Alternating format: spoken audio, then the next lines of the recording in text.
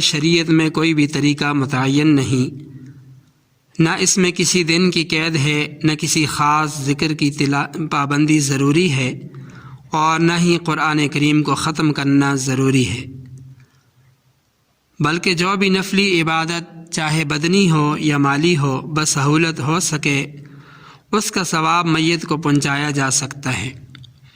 نفلی اعمال کا ثواب مردہ اور زندہ دونوں کو بخشا جا سکتا ہے۔ اہل سنت والجماعت کے نزدیک یہ ثواب ان کو بلا شک و شبہ پہنچتا ہے۔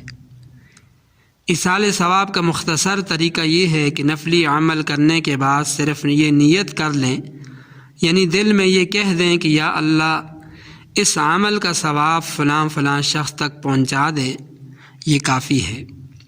حضرت آدم علیہ السلام سے لے کر قیامت تک آنے والے مسلمانوں کے لیے ایصال ثواب کی دعا کرنا بھی درست ہے، بلکہ ایصال ثواب میں تمام مؤمنین مؤمنات کی نیت کرنا فقہاء نے اس کو پسندیدہ لکھا ہے۔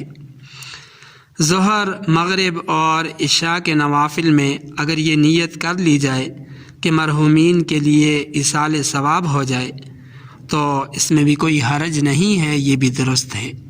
مزید اہم مسائل جاننے کے لیے ہمارے چینل کو سبسکرائب کیجیے، ویڈیو کو لائک اور شیئر کیجیے۔